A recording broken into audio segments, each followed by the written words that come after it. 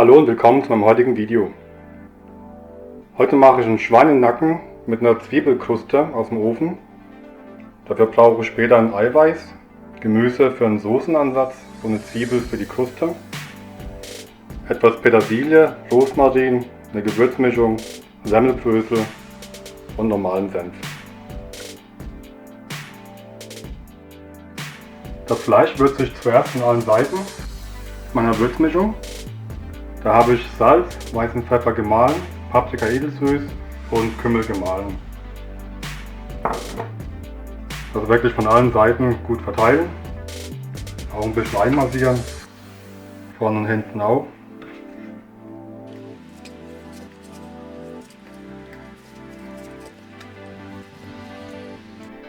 So, gewürzt habe ich. Wenn er jetzt sagt, ich möchte keine Soße ansetzen, dann könnt ihr gleich Senf drauf schmieren und in den Ofen schieben.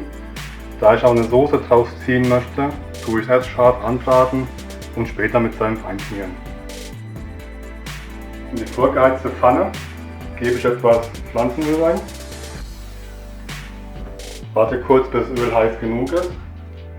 Und dann lege ich vorsichtig meinen Schweinenacken rein. Und das brate ich jetzt von allen Seiten scharf an. In der Zwischenzeit, wo das Fleisch brät, schneide ich das Gemüse klein für den Soßenansatz. Die Karotten brauche ich nicht zu schälen, ich habe sie vorher gewaschen. Hier habe ich Staudensellerie, aber für den Soßenansatz da könnt ihr auch normale Sellerieknolle nehmen. Die Zwiebel, die schäle ich nicht, die habe ich vorher auch gewaschen.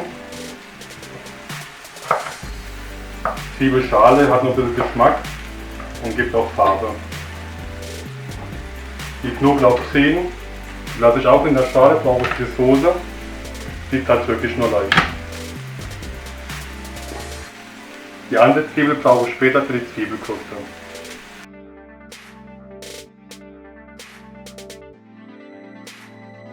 Das Fleisch ist jetzt von allen Seiten schön scharf angebraten. Jetzt kann ich es mit Senf einschmieren. Das mache ich auch von allen Seiten.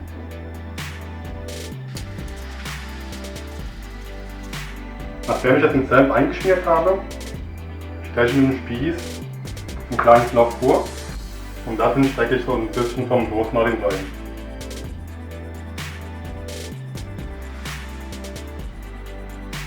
So dass der Rosmarin-Geschmack auch drin ist. Es wird da oben ein bisschen anbrennen, aber später kommt es sowieso weg, weil da mal eine Kruste drauf kommt. So, Rosmarin habe ich reingesteckt. Der Backofen, der ist schon vorgeheizt bei 180 Grad. Jetzt benutze ich einen Kerntemperaturfühler. Ich habe da so einen elektrischen. Dann kann man einstellen, auf wie viel Grad man das haben möchte von der Kerntemperatur her. Das Gute an diesem Gerät ist, da habe ich noch so einen separaten Empfänger. Der zeigt mir an, wie viel Grad der hat. Da muss ich nicht die ganze Zeit im Backofen reinschauen, ob es Temperatur erreicht hat oder nicht. Wichtig dabei ist, bis zur Mitte hin reinstecken, dass der Sensor die Möglichkeit hat, an mehreren Stellen zu messen und nicht komplett durchstechen. Und denkt er, der ist schon zu früh fertig und man piepst da viel zu früh. Eingestellt habe ich jetzt bei 55 Grad Kerntemperatur. Da ist er logischerweise noch nicht fertig, da ist noch roh innen drin, aber der wird dann später mit der Kruste fertig gebacken. Und so sieht es dann aus. Dann kann man mit einem Magnet an den Backofen festmachen, was ich sehr praktisch finde. Und der Temperaturfühler geht ins Fleisch rein. In derselben Pfanne, wo ich mein Fleisch gebraten habe, gebe ich noch ein bisschen vom Öl hinzu. Und brate hier mein Gemüse an für den Soßenansatz. Warte kurz, bis das Öl heiß genug ist.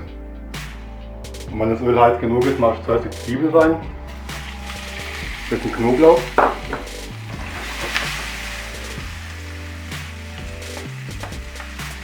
Und dann die Karotten mit dem Staudensellerie. Das Gemüse wird jetzt scharf anbraten. Dann gebe ich einen Esslöffel Tomatenmark hinzu.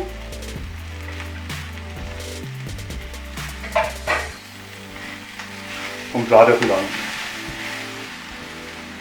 Das Ganze lösche ich jetzt mit etwas Rotwein ab.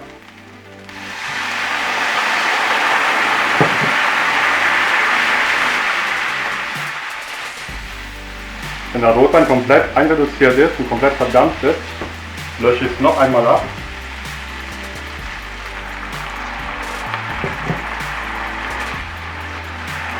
Dadurch wird der Ansatz etwas dunkler und kräftiger vom Geschmack. Das lasse ich wieder komplett einreduzieren, bis alles weg ist. Und lösche es zum letzten Mal ab jetzt. Und diesen Ansatz fülle ich in einen Topf um.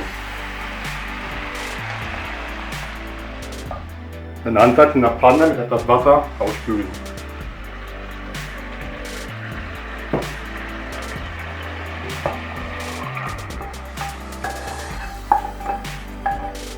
Jetzt mache ich hier 5 Nelken rein, ein Lorbeerblatt und ein paar Pfefferkörner.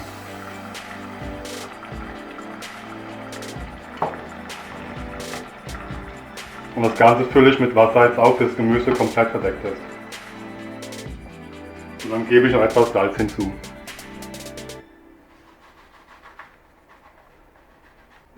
Und das Ganze lasse ich jetzt so lange köcheln, bis es zur Hälfte einreduziert ist. Und in der Zwischenzeit kümmere ich mich jetzt um die Zwiebelkruste. Da trenne ich vorher das Eiweiß vom Eigelb. Gebe eine kleine Prise Salz hinzu und schlage es schaumig auf.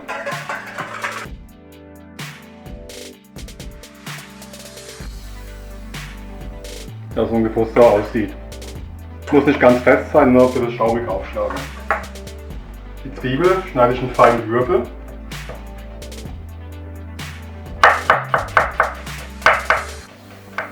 Und gebe die zum Eiweiß dazu. Die Petersilie, die schneide ich ganz fein. Und gebe sie auch dann Zwiebel und Eiweiß hinzu. Das Ganze würze ich mit ganz wenig Salz ab. Etwas Pfeffer. Und gebe dann Paniermehl dazu.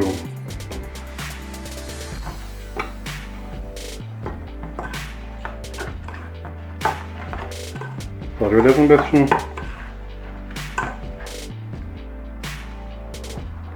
Und so soll es dann aussehen. Darf nicht zu fest sein, auch nicht zu flüssig. Muss man glatt streichen können. So ist es optimal.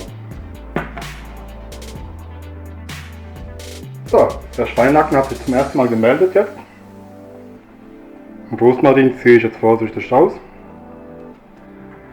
Und mache da jetzt meine Zwiebelkruste drauf.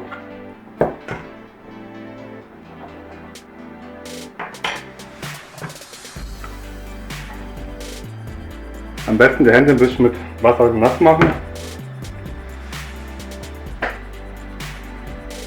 Und dann so auf das Fleisch draufdrücken.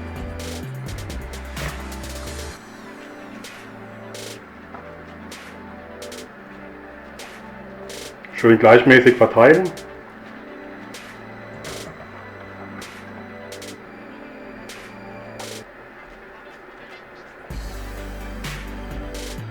Und wenn es an den Händen kleben bleibt, die Hände wieder nass machen und dann Fleisch dran drücken. So sollte es dann aussehen. Und das kommt jetzt nochmal in den Backofen. Backofen habe ich jetzt runtergedreht auf 150 Grad. Und die Kerntemperatur habe ich eingestellt gehabt auf 68 Grad. So, der Schweinebraten hat die Kerntemperatur von 68 Grad erreicht. Die Kruste, die ist, finde ich, super geworden. Da mache ich jetzt Alufolie drauf.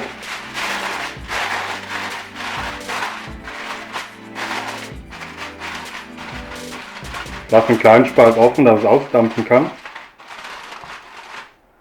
Und lasse es für 15 Minuten warten, damit das Fleisch etwas ausruhen kann und vielleicht auch besser schneiden. Und bis dahin ist die Soße auch fertig. So, und der Schweinebraten ist jetzt fertig. Da kann man schon sehen, wie saftig das Fleisch ist. Die Kruste, die ist nicht zu trocken. Und die Soße, die schmeckt super, ist auch schön braun geworden. Sieht echt klasse aus. Ja, ich hoffe, das Rezept hat euch gefallen. Wenn ja, dann gebt mir einen Daumen nach oben, würde mich freuen. Ihr könnt auch kostenlos meinen Kanal abonnieren, das würde mich natürlich noch mehr freuen. Ihr könnt was in den Kommentaren dann schreiben, was euch gefallen hat, was euch nicht gefallen hat.